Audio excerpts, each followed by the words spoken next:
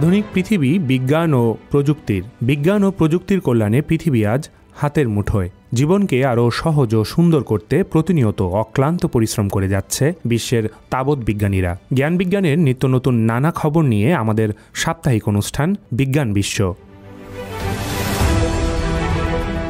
বিজ্ঞান বিশ্বের নবম পর্ব আজ আপনাদের স্বাগত জানাচ্ছি আমি আব্দুল্লাহ আল মামুন। চীনের হুবেই প্রদেশকে দেশের প্রধান বিজ্ঞান ও প্রযুক্তি শক্তি কেন্দ্র বা পাওয়ার হাউস বানানোর প্রস্তুতি চলছে বলে জানিয়েছেন প্রাদেশিক ভাইস গভর্নর শাও সিনু। তিনি বলেন, হুবেই এখন পৃথিবীকে চমকে দিতে পুরোপুরি প্রস্তুত। সম্প্রতি চায়না গ্লোবাল টেলিভিশন নেটওয়ার্ককে দেওয়া এক বিশেষ সাক্ষাৎকারে তিনি একথা বলেন। বিস্তারিত শুনুন আমার এক প্রতিবেদনে, জানাচ্ছেন নাজমুল হক রাইয়ান। চীনের প্রধান বিজ্ঞান ও প্রযুক্তির শক্তি কেন্দ্র হতে চলেছে হুবে প্রদেশ। সেই লক্ষ্যে এরই মধ্যে শুরু হয়েছে সব ধরনের কার্যক্রম। সম্প্রতি প্রাদেশিক ভাইস গভর্নর শাও সিনু চীনা গণমাধ্যম সিজিটিএনকে বলেন, হুবে এখন হাইটেক স্টার্টআপগুলোর পাশে দাঁড়াতে বিনিয়োগকারীদের আহ্বান জানাচ্ছে। পাশাপাশি হুবে প্রদেশের বিজ্ঞান ও প্রযুক্তি খাতে উচ্চমানের উন্নয়ন নিশ্চিত করতে নেওয়া হচ্ছে নানা পদক্ষেপ। কিভাবে হুবে প্রদেশ চীনের মূল উদ্ভাবন কেন্দ্রে পরিণত হয়েছে তাও ব্যাখ্যা করেন তিনি। আমরা যখন কোনো বাসা বানাই তখন সবচেয়ে গুরুত্ব দিতে হয় একটি ভালো ভিত্তি স্থাপনে, আর বিজ্ঞান ও প্রযুক্তির উন্নয়নের ক্ষেত্রে সেই ভিত্তিটি হচ্ছে মৌলিক গবেষণা।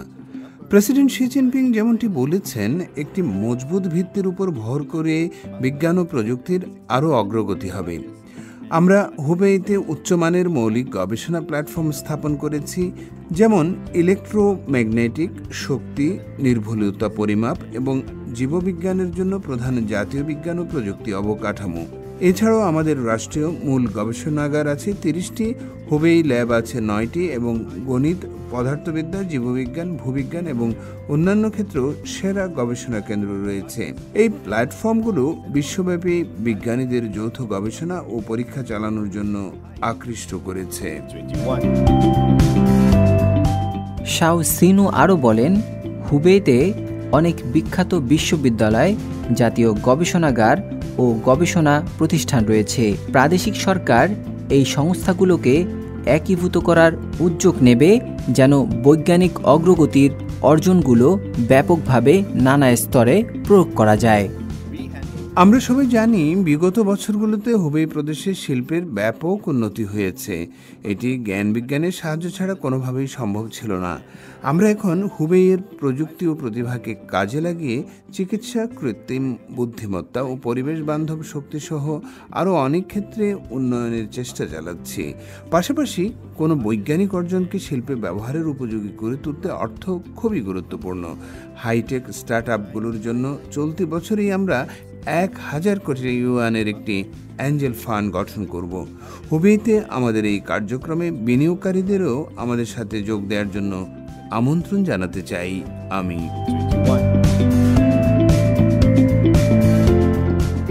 গত বছর চীনের কেন্দ্রীয় সরকার প্রাদেশিক রাজধানী উহানে ন্যাশনাল সায়েন্স সেন্টার নির্মাণের অনুমতি দেয়। শাও মনে করেন, এটি হুবেইয়ের উদ্ভাবন ক্ষমতাকে আরও এগিয়ে নিতে ও প্রতিযোগিতামূলক অগ্রগতি বজায় রাখতে অনুপ্রাণিত করে।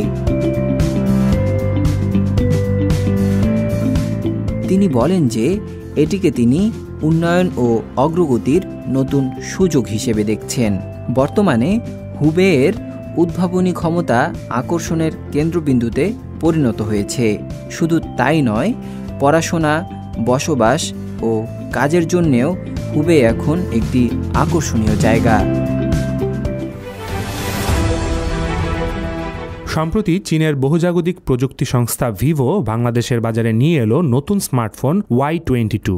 চলতি মাসের 2 তারিখ থেকে এই স্মার্টফোনটি বাংলাদেশের বাজারে পাওয়া যাচ্ছে। বিস্তারিত শুনুন আমার তৈরি করা এক প্রতিবেদনে, জানাচ্ছেন রওজায়ে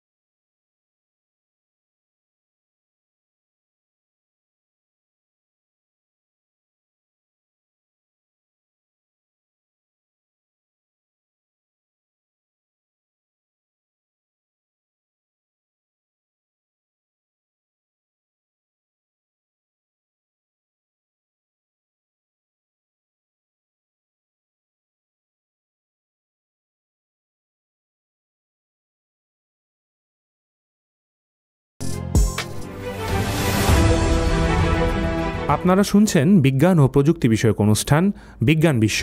সঙ্গে আছি আমি আব্দুল্লাহ আল মামুন।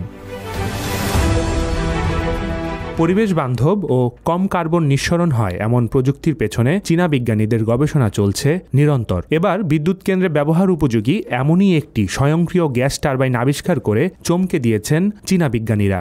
তারা বলছেন, প্রচলিত তাপভিত্তিক বিদ্যুৎ উৎপাদনকারী জেনারেটরের তুলনায় এটি বছরে অন্তত 5 লাখ মেট্রিক টন পর্যন্ত কার্বন নিঃসরণ কমাতে পারে। সাজিদ রাজু জানাচ্ছেন বিস্তারিত।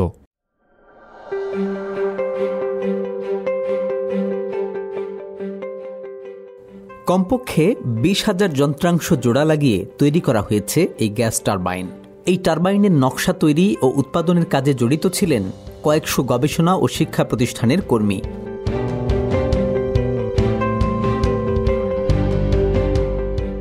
শুধু তাই নয়, উৎপাদনে যাওয়ার আগে এক নাগাড়ে 13 বছর গবেষণা করতে হয়েছে সব চাহিদা পূরণের জন্য। আর দীর্ঘদিনের লেগে থাকা ও শ্রম ঘামের পরেই এই প্রথম শুরু হয়েছে বাণিজ্যিক উৎপাদন। দক্ষিণ চীনের কুয়াংতং প্রদেশের ছিনকিয়াং শহরে শুরু হয় এই গ্যাস টারবাইন দিয়ে বিদ্যুৎ উৎপাদনের কাজ। তোংফ্যাং ইলেকট্রিক এর প্রধান ডিজাইনার জানান, শিল্প চেইনের অন্তর্ভুক্ত অন্তত 300 ইনস্টিটিউটের সঙ্গে কথা বলেছেন তারা। বিভিন্ন বিশ্ববিদ্যালয়, প্রধান ডিজাইনার ও ব্যবহারকারীদের সঙ্গে পরামর্শ করেছি আমরা। শিল্প চেইনের অন্তর্ভুক্ত অন্তত 300 বিভিন্ন মানের ইনস্টিটিউটের সঙ্গে মত বিনিময় করেছি।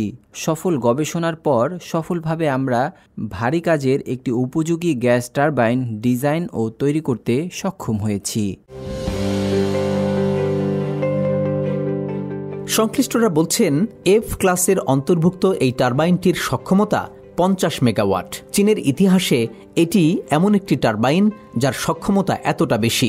সবচেয়ে বেশি প্রশংসা কুড়িয়েছে যে বৈশিষ্ট্যটি, তা হচ্ছে প্রচলিত তাপভিত্তিক বিদ্যুৎ উৎপাদনকারী জেনারেটরের তুলনায় এটি বছরে অন্তত 5 লাখ মেট্রিক টন পর্যন্ত কার্বন নিঃসরণ কমাতে পারে।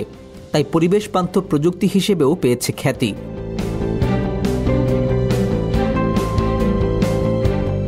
এদিকে প্রতি ঘন্টায় 70,000 মেগাওয়াটের বেশি বিদ্যুৎ উৎপাদন করা সম্ভব হচ্ছে এই G50 গ্যাস টারবাইনের মাধ্যমে। ফলে দিনে অন্তত 7,000 ঘরবাড়িতে প্রয়োজনীয় বিদ্যুতের চাহিদা পূরণ করা সম্ভব।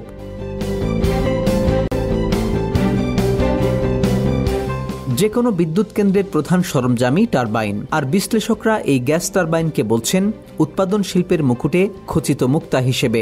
তারা বলছেন, চীনের নিজস্ব প্রযুক্তি ও জাতীয় সক্ষমতার একটি প্রমাণ এই গ্যাস টারবাইন।